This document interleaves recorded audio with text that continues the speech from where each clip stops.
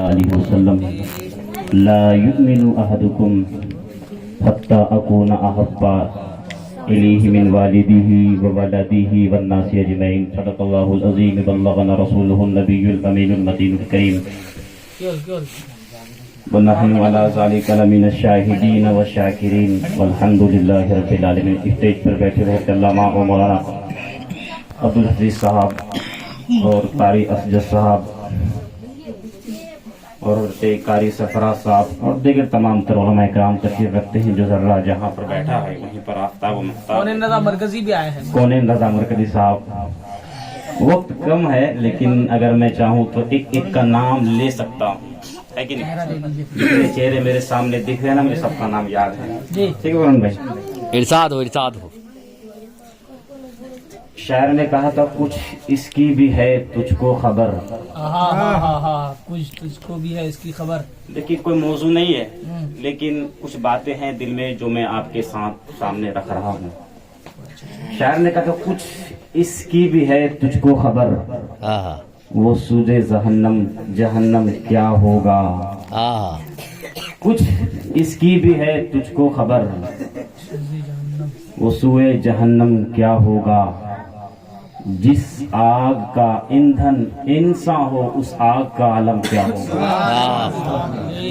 جس آگ کا ایندھن انسان ہو اس آگ کا عالم کیا ہوگا۔ اچھا ماشاءاللہ، یہ روپے کیا کیجیے گا، جب دیتے ہیں تو لینا ہی پڑتا ہے، نہ لے تو پھر بعد میں پریشانی ہوتی ہے۔ خیر یہ محبتیں ہیں۔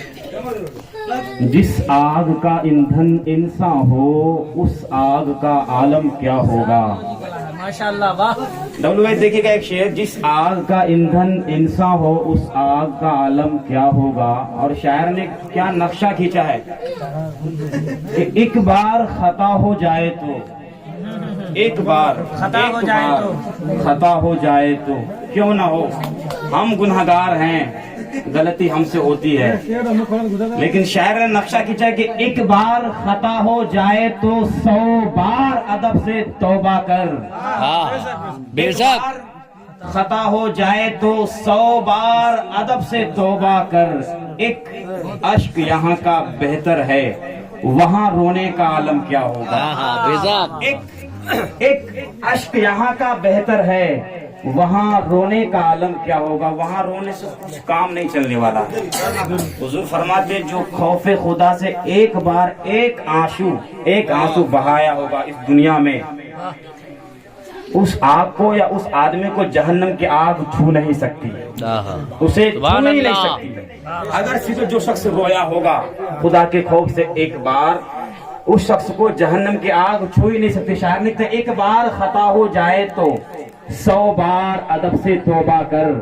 ایک اشک یہاں کا بہتر ہے وہاں رونے کا عالم کیا ہوگا۔ ایک اشک یہاں کا بہتر ہے وہاں رونے کا عالم کیا ہوگا۔ میں نے تلاوت کی، اللہ فرماتا ہے والعصر، زمانے کی قسم، ان الانسان لفی خسر، بے شک انسان گھاٹے میں ہے، خسارے میں ہے۔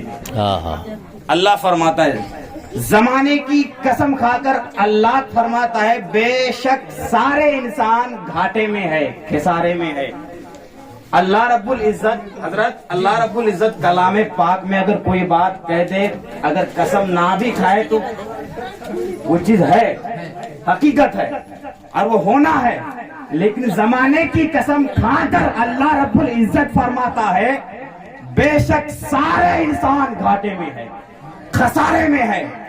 اب دیکھیے اللہ رب العزت آگے خود کہتا ہے، اب جو انسان، ایک تو انسان گھاٹے میں ہے، اب گھاٹے میں کون لوگ نہیں ہے، اللہ فرماتا ہے الا الذین، اب حصر کیا، الا الذین، بے شک جو لوگ، سوائے، استثناء کیا، سوائے وہ لوگ جو ایمان لایا۔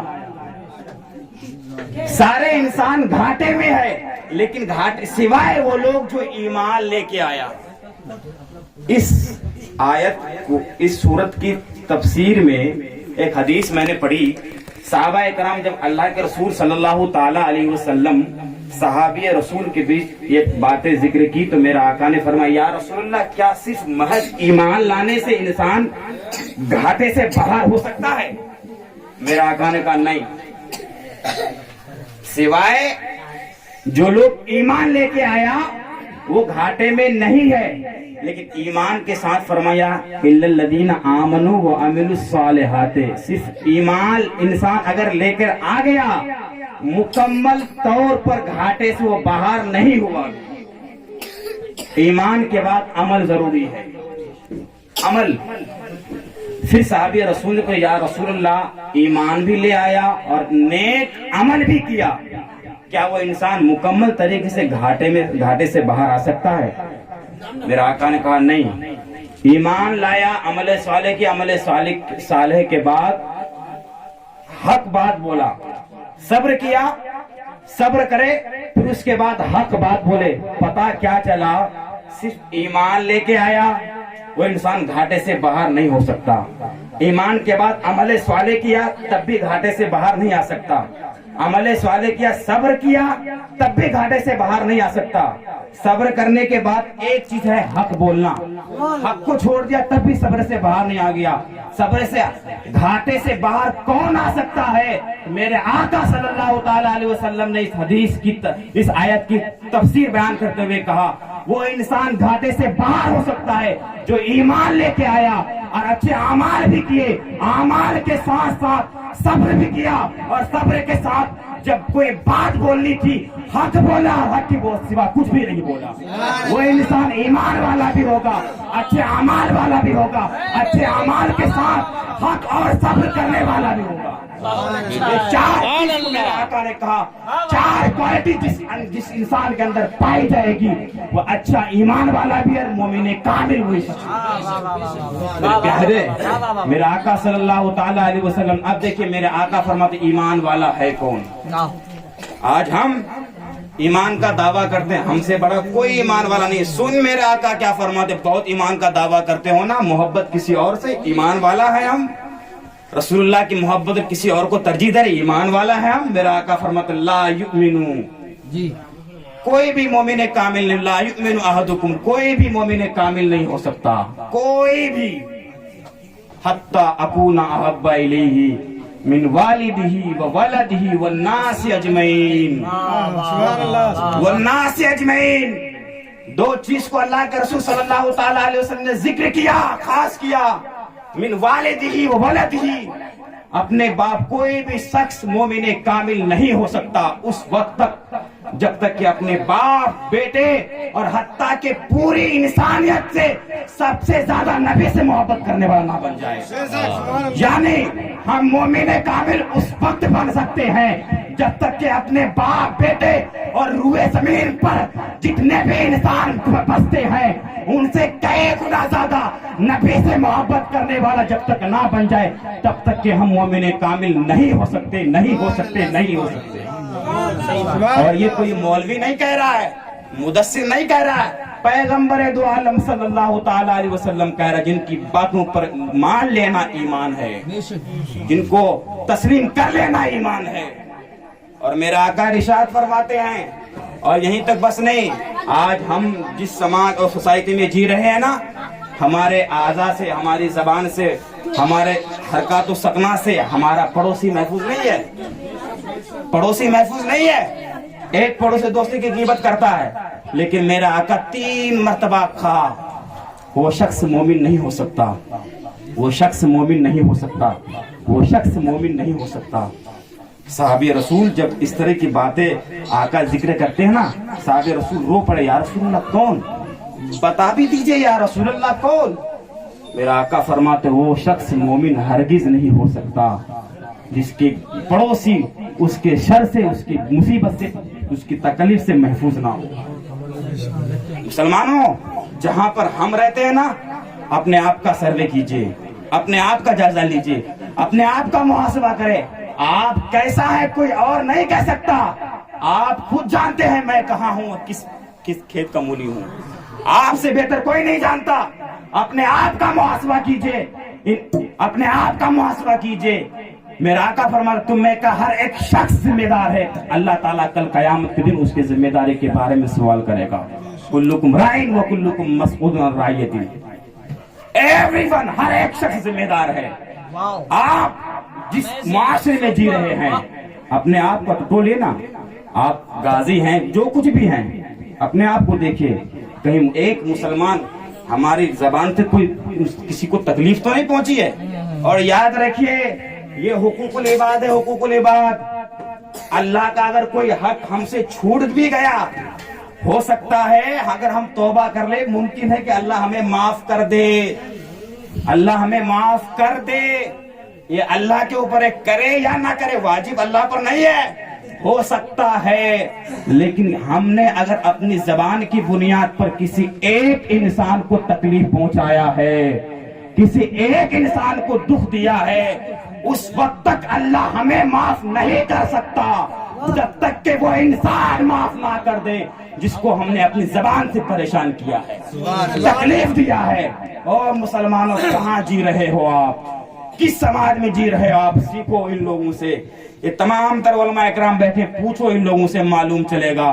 میرے آقا صلی اللہ تعالی علیہ وسلم نے کہا کسی مسلمان کے دلوں کو معراج میں اگر اہم پوائنٹ کی کوئی بات ہوئی اللہ اور رسول اللہ کے بیچ، وہ یہ بات ہوئی جس نے جو ٹوٹے ہوئے دلوں کو جوڑ دیا، اللہ قیامت دن اس کو بغیر حساب و کتاب کا بخش دے گا.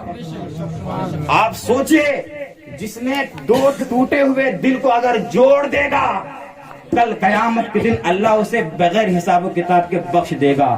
اب ذرا سوچو نا، ٹوٹے ہوئے دل کو اگر کسی نے جوڑ دیا تو اللہ بغیر حساب و کتاب کے بخش دے گا. یہ سن کر خوش نہ ہوئے. جس نے جو آپس میں جڑے ہوئے دل کو، جو آپس میں جڑا ہوا تھا، اس کو اگر کوئی توڑ دیا تو اس کا پھر کیا ہوگا؟ یہ بھی تو ہے نا.